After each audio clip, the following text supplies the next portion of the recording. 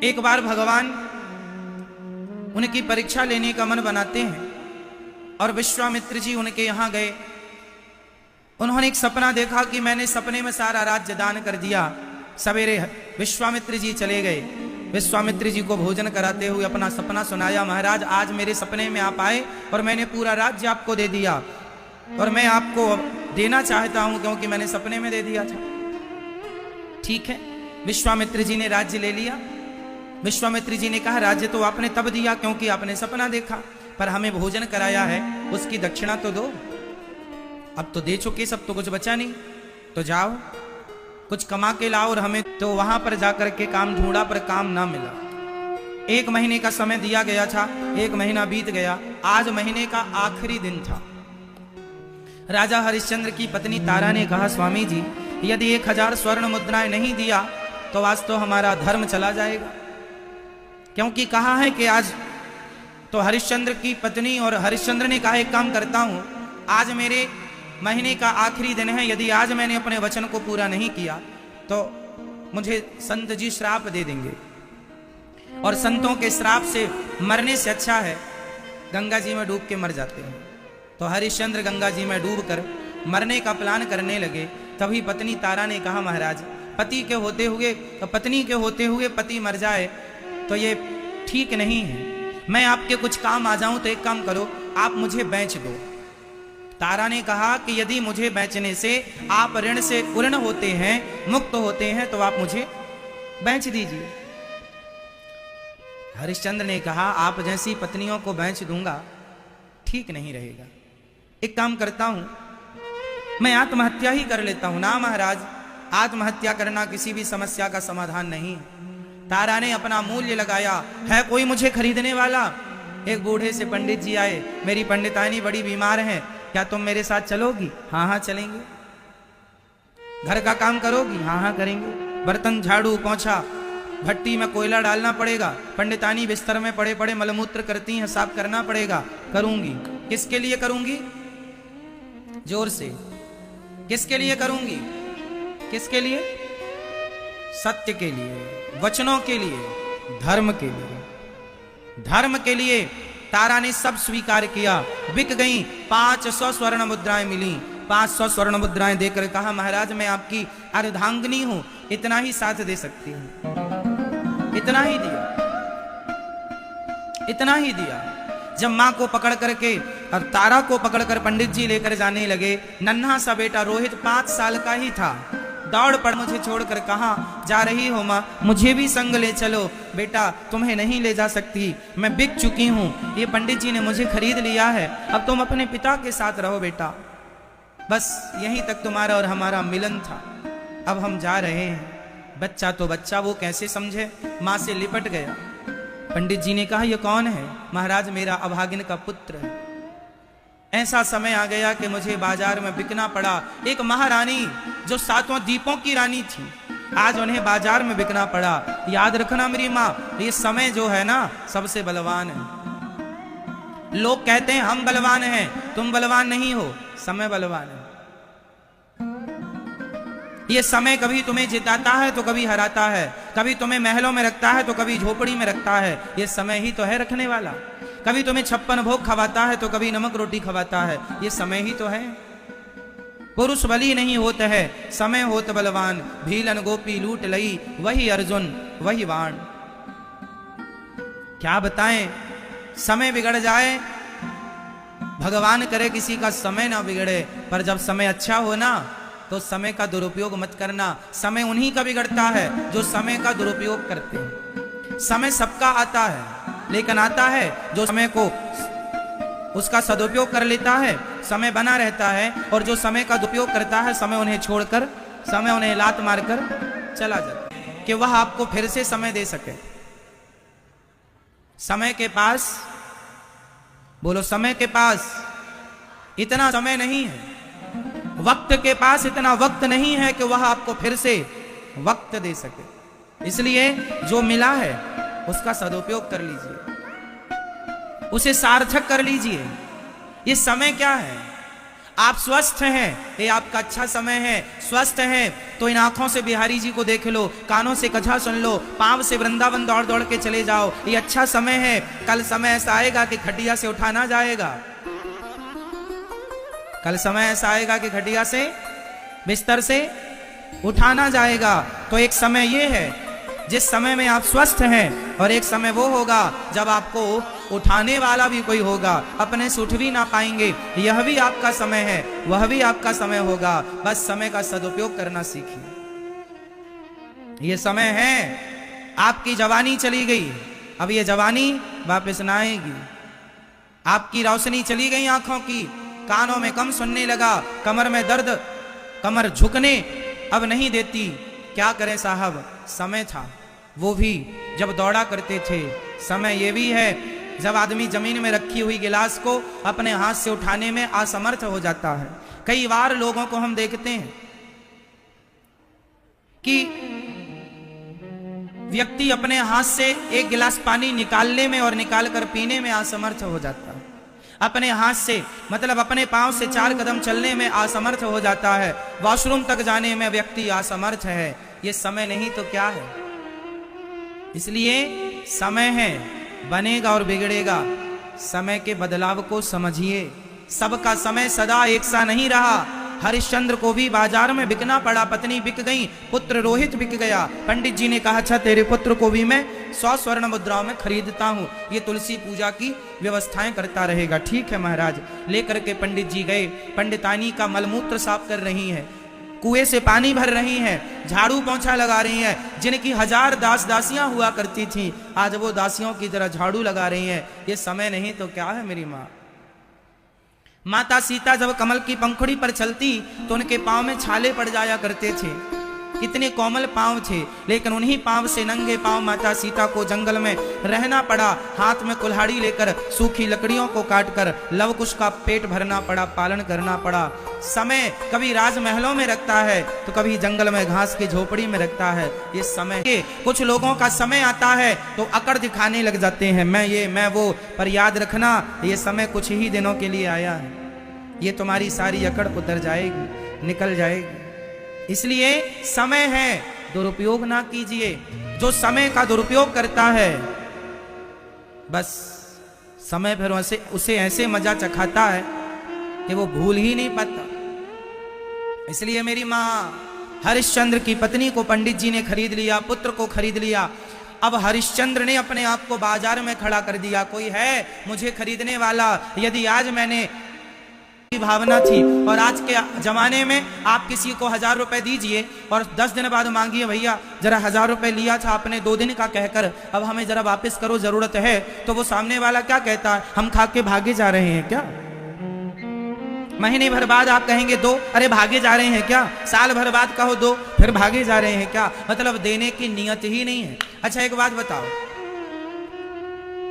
समझिएगा, आप किसी का 1 भी रुपए खा के मरिए मत। मैया भैया जितने लोग सुन रहे हैं ध्यान देंगे, आप किसी का 1 रुपए खा के मरिए मत। यदि आपने किसी का 1 रुपए खा लिया, माना कि मैंने आपका 100 रुपए खा लिया और मैं आपको नहीं दिया, देना चाहिए, अब नहीं दिया। किसी का आपने 100 रुपए खाया, किसी का आपने 1000 रुपए खाया, किसी का लाख रुपए। कई बार आप कहते हैं अरे उनको पैसे की क्या जरूरत है, वो तो बहुत बड़े आदमी, हमारे पड़ोसी, लाख रुपए दिया है तो क्या हुआ। आपकी नियत नहीं होती वापस देने की, लेकिन आप किसी का 100 रुपए, 1000 रुपए, लाख रुपए खा के मर गए तो अगले जन्म में उसका कुत्ता बनकर, उसका नौकर बन के आना पड़ेगा और उसका लिया हुआ धन चुकाना पड़ेगा। या तो अगले जन्म में कुत्ता बनकर चुकाओ, नौकर बनकर चुकाओ, दास दासी बनकर चुकाओ, या इसी जन्म में चुका दो। क्या सही है, इस जन्म में या अगले जन्म में? तो आप किसी का पैसा खा के मत मरिएगा। जितना कर्जा हो, लेन देन हो, वापस दे के मरना आराम से, किसी का लेके ना मरना। क्योंकि 1 रुपए बेईमानी आप करेंगे, चुकाना पड़ेगा, हम आप ना देखें, विधाता तो है देखने वाला। मेरे मालिक की दुकान में सब लोगों का खाता, किसी को कौड़ी कम नहीं देता, किसी को दमड़ी ज्यादा। समझदार तो चुप रह जाता, मूर्ख शोर मचाता। मेरे मालिक की दुकान में सब लोगों का, भगवान सब देख रहे हैं। इसलिए हरिश्चंद्र ने 1100 स्वर्ण मुद्राएं ही तो थीं, कह देते मैंने पूरा राज्य दिया है आपको नहीं देता, क्या कर लेंगे आप मेरा? हरिश्चंद्र ऐसा भी तो कह सकते थे, पर नहीं। 1100 स्वर्ण मुद्राओं के लिए एक राजा बिक गया बाजार में। क्या है ये? धर्म है। ये धर्म के लिए बिकना पड़े तो बिक जाओ। धर्म के लिए पुत्र पत्नी परिवार का त्याग करना पड़े तो धर्म के लिए करना है। धर्म के लिए प्राणों का त्याग करना पड़े तो कर लो। दशरथ जी महाराज मर ही तो गए, काहे के लिए मर गए?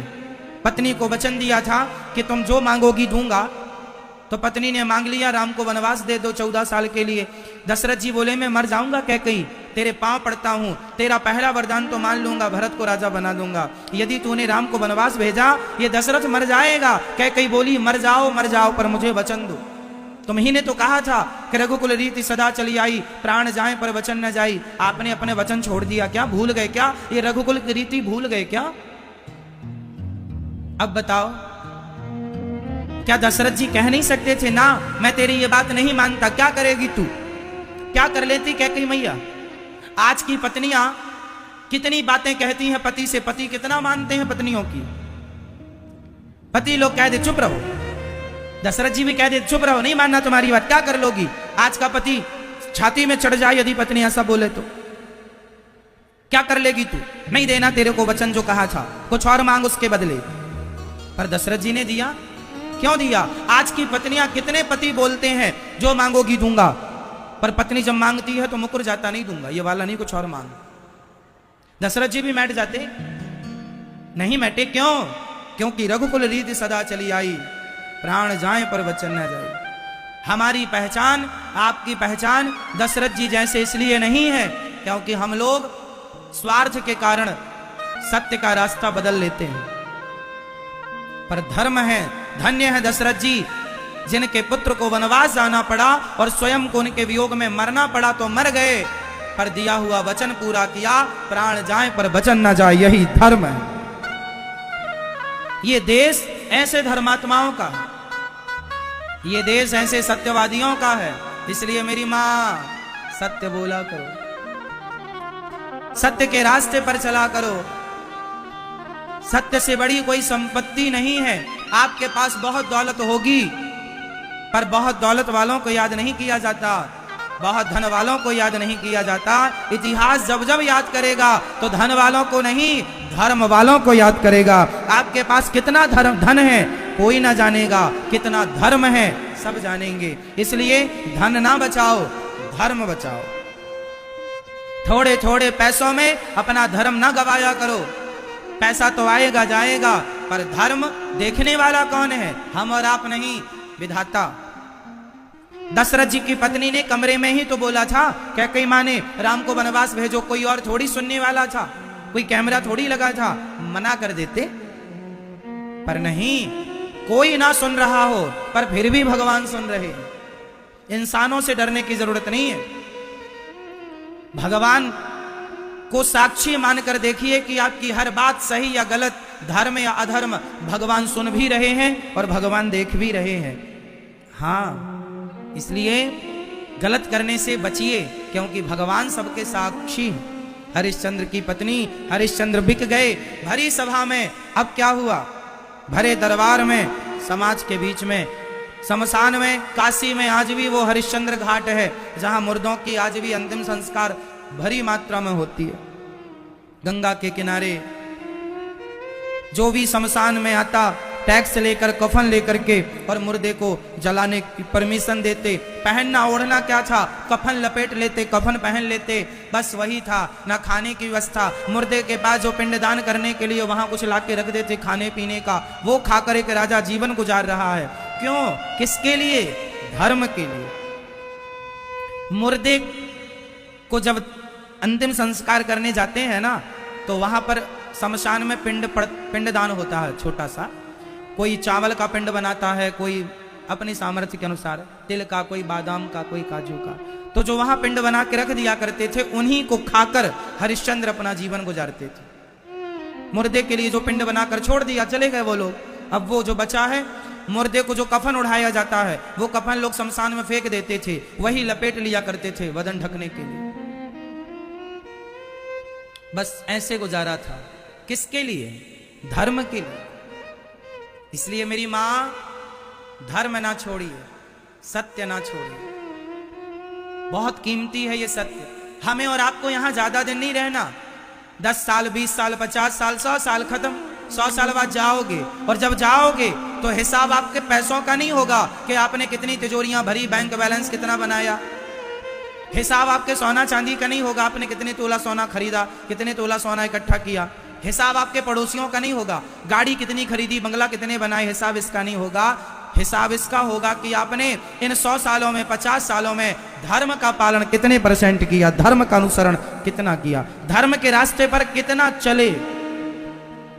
हिसाब इस बेस पर होगा।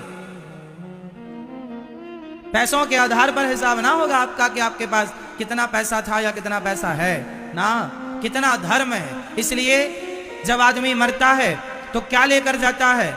पत्नी, पुत्र, परिवार सब यहीं छूट जाते हैं, सबके साथ में जाता है। तो सिर्फ धर्म, धर्मानुगो गच्छति जीव, ये कहा सिर्फ हमारा धर्म हमारे संग जाएगा। इसलिए धर्म की खेती करो, धर्म की पूंजी इकट्ठी करो। प्राण जाए पर धर्म न जाए, धर्म को बचाओ। धर्म जरूरी है। धर्मानुगो गच्छति जीव, एक कहा वाह, धर्म से बड़ा कोई धन नहीं। बोलो, धर्म से बड़ा, धर्म से बड़ा कोई धन नहीं। इसलिए हरिश्चंद्र की पत्नी, पुत्र, परिवार बिक गया। एक दिन हरिश्चंद्र के पुत्र रोहित को सांप ने डस लिया और पत्नी तारा अपने पुत्र के पास गई। तब तक तो मर गया रोहित। बोले चलो अंतिम संस्कार कर लें। कोई आया ना कंधा देने के लिए, कफन उड़ाने के लिए उनके पास कुछ नहीं था। साड़ी का पल्लू फाड़ करके उठाया, गोद में लेकर बेटे के अंतिम संस्कार करने चली। रात हो गई और राजा हरिश्चंद्र की नारी गंगा में जाए, गंगा में रोए रही है। राजा हरिश्चंद्र की नार गंगा में रोए रही है। गंगा के तट पर बैठ करके हरिश्चंद्र की पत्नी रो रही है, पुत्र रोहित, तू मुझे छोड़कर कहां चला गया? कभी तेरे पिता मिलेंगे, पूछेंगे मेरा बेटा कहां है, मैं क्या जवाब दूंगी बेटा? तभी हरिश्चंद्र आ गए। उन्हें तो अभ्यास हो गया था, शमशान में लोग रोते रोते आते हैं। रोज हरिश्चंद्र समझाया करते थे कि ये विधि का विधान है, मरना पड़ेगा। आज पत्नी आ गई। पत्नी को समझा, देवी क्यों रो रही हो? महाराज हमारे पुत्र को सांप ने डस लिया। हरिश्चंद्र जान नहीं रहे थे कि ये मेरी पत्नी है। रात का समय था, वो भी नहीं जान रही थी। तभी तारा बोली, महाराज कभी मेरे पति मुझे मिलेंगे और मेरे पति जब पूछेंगे कि मेरा रोहित कहाँ है, क्या जवाब दूंगी? जब रोहित नाम सुना तो हरिश्चंद्र को याद आया, रोहित तो मेरे पुत्र का नाम था। अरे देवी, तुम्हारा नाम क्या है? महाराज मुझे अभागिन को तारा कहते हैं। अच्छा, क्या तुम्हारे पति का नाम हरिश्चंद्र था? हाँ हाँ हरिश्चंद्र। आप कैसे जानते हैं? ध्यान से तारा ने देखा तो यही हरिश्चंद्र है। बड़े बड़े बाल हो गए हैं, चिताओं के धुआं से पूरा शरीर काला पड़ गया है। क्या खाते हैं? शरीर दुबला पतला हो गया है, न रहने की व्यवस्था न खाने की। तारा चरणों में गिर पड़ी, भूल गई बेटे के मरने का दुख, पति की ये हालत। महाराज आपकी ये दुर्दशा कैसे हो गई? देवी, संत का ऋण उतारना था तो मैंने अपने आप को भी 500 में बेच दिया और मुझे एक डॉम ने खरीदा। मालिक ने जो काम दे रखा है करता हूं। मैं ऋण से तो ऋण हो गया, कोई बात नहीं, जिंदगी है गुजर जाएगी। जीना कितने दिन है, मर जाएंगे, पर झूठ का ठप्पा तो नहीं लगेगा, बेईमानी पाप का ठप्पा तो नहीं लगेगा। तारा रोने लगी, महाराज मैं आपके पुत्र को बचा ना सकी। ये बगीचे में पुष्प वाटिका में पुष्प तोड़ने गया और इसे सांप ने डस लिया, ये मर गया। तभी पंडित जी, पूरे गांव के लोग दौड़े दौड़े आए, सुनो गांव में चोरी हो गई है, चोरी। और चोरी करके ये महिला भाग रही है, गंगा पार कर रही है। इस महिला ने पूरे गांव में चोरी। अब गांव में संयोग से किसी और ने चोरी की और लोगों ने पकड़ के से लिया तारा को। तारा को पकड़ लिया तो वहां पर हाहाकार मच गया। बोले इस महिला ने चोरी की, पकड़ो, मारो, काटो। तभी तक डॉम आ गया जिसने हरिश्चंद्र को खरीदा था, उसने तलवार पकड़ा दी। बोले एक काम करो, अपनी ये देखो ये महिला है, इसने गांव में चोरी की है, इसका सिर काट दो। तारा ने कहा महाराज पहले मेरे पुत्र का अंतिम संस्कार तो यहां हो जाने दो। हरिश्चंद्र बोले, ना देवी, अंतिम संस्कार तभी हो पाएगा जब आप कुछ हमें टैक्स दोगी। महाराज, ये आपका बेटा है, भले बेटा है, पर अब मैं किसी का दास हूं, बिका हुआ हूं, अब मैं स्वतंत्र नहीं हूं। जब तक दोगी नहीं तब तक मैं इसका अंतिम संस्कार ना करने दूंगा। देखो जरा, एक बाप अपने बेटे का अंतिम संस्कार नहीं करने दे रहा, क्यों? क्योंकि वो धर्म की बेड़ियों से बंधा हुआ। मेरी मां, एक बात बताओ, आजाद होना सही है या धर्म की मर्यादा में बंधा रहना सही है? बोलो। आप में से कितने लोग स्वतंत्रता से जीवन जीना चाहते हैं, आजादी से? किसी का कोई चिक चिक नहीं, किसी की कोई बात नहीं, किसी का कोई रोकथाम नहीं। बताओ, ऐसी स्वतंत्र जिंदगी कितने लोग जीना चाहते हैं? हाथ उठाओ। कोई चिक चिक ना हो, किसी की कोई रोकथाम ना हो, जहां मन पड़े वहां जाए, जहां मन पड़े वहां रहें, जहां मन पड़े वहां बैठें, जहां मन पड़े वहां खाएं, जो मन पड़े वो खाएं। ऐसी जिंदगी आजादी से कौन जीना चाहता? हाथ उठा लो,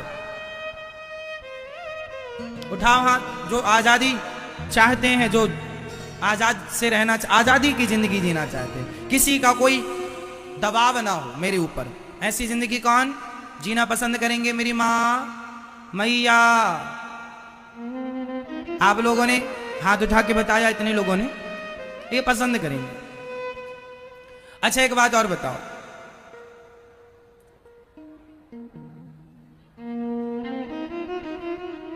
सूपनखा, ये महिला,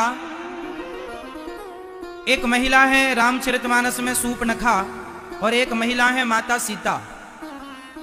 अब मुझे ये बताओ, इन दोनों में स्वतंत्र कौन है? सूपनखा या माता सीता? जोर से। स्वतंत्र कौन है? जोर से। सूपनखा। सही कहा आपने, सूपनखा स्वतंत्र है। जो नारी स्वतंत्र होती है, ना भाई का, ना बाप का, ना गुरु का, ना धर्म का कोई दबाव ना हो, वो नारी सूपनखा हो जाती है। और आपने भी अभी हाथ उठाया था, हमें भी स्वतंत्र होना है, तो क्या सूपनखा होना चाहती हो? फिर जिस नारी के ऊपर कोई दबाव ना हो, जहां मन करे वहां जाए, जहां मन करे जो मिलता उसी से आई लव यू कह देती थी सूपनखा। राम जी मिले, आई लव यू, बहुत प्यार करते हैं तुमको, तो सम पुरुष नमो सम नारी, यह संयोग विधि। लक्ष्मण जी के पास गई, वहां भी आई लव यू, तुम भी बहुत अच्छे हो, तुमसे भी काम चला लेंगे, कर लो हमसे विवाह। और इसके पहले ना जाने किसको आई लव यू कहा होगा। तो जिस नारी के ऊपर कोई दबाव ना हो, ना धर्म का ज्ञान है, ना धर्म की बेड़ियां है, ना धर्म की मर्यादा है, ना बाप का डर, ना भाई का डर, ना समाज का डर, वो नारी कौन है? और एक नारी है माता सीता, जिन्हें डर है किसका? धर्म का। जो नारी अपने, अब रावण लेकर चला तो गया था माता सीता को, सोने की लंका का लालच दिखा रहा था, कह रहा था मंदोदरी जैसी पत्नियां तुम्हारे कपड़े धोएंगी, चलो मेरे साथ।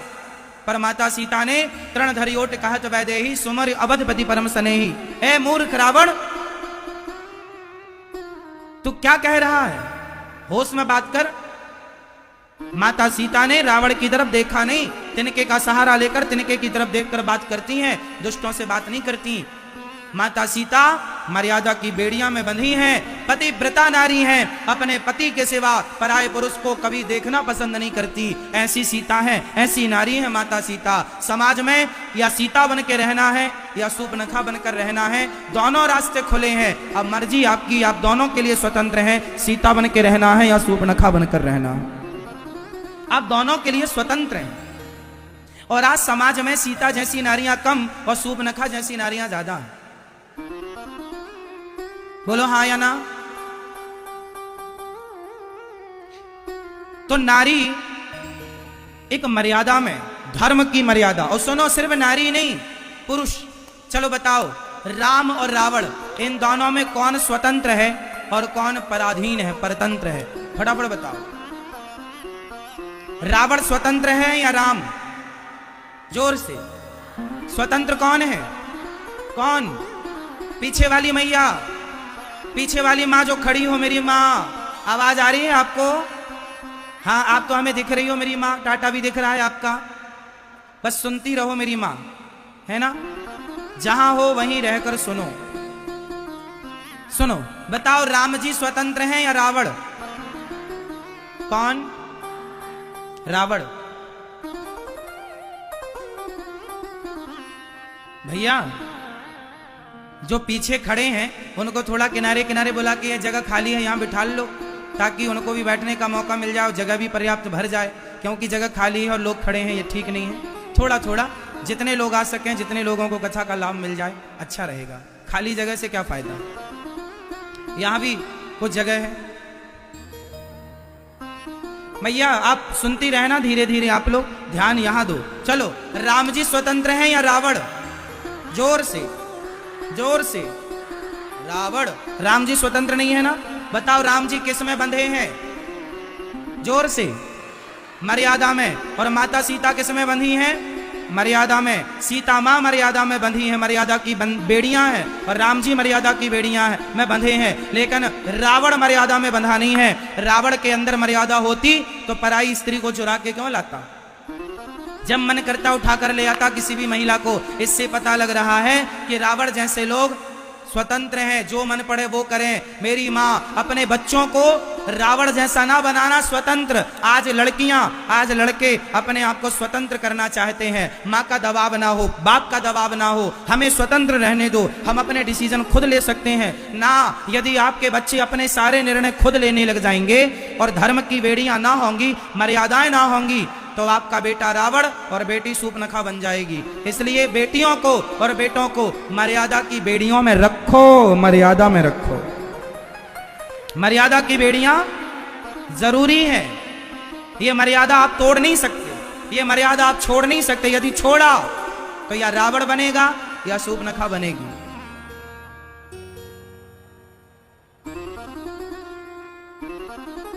खींच के रखना पड़ेगा लगाम। ठीक है ना मेरी मां? लगाम खींच के रखनी पड़ेगी। प्रिय भक्तों, राजा हरिश्चंद्र के द्वारा धर्म का पालन किया गया। अब देखो क्या हुआ। डॉम आया, तलवार दिया, अपनी पत्नी, ये जो महिला गांव में चोरी करके भागी है तारा, इसका सिर काट दो। हरिश्चंद्र को तलवार, पत्नी का सिर काटना है। अब बताओ, यदि नहीं काटता, हरिश्चंद्र नहीं काटते, तो अपने जिसने खरीदा है हरिश्चंद्र को, अब उसका अधिकार है, वो जो कहेगा मालिक करना पड़ेगा। अब पत्नी ने कहा, स्वामी जी उठाओ तलवार, काट दीजिए सिर। क्यों?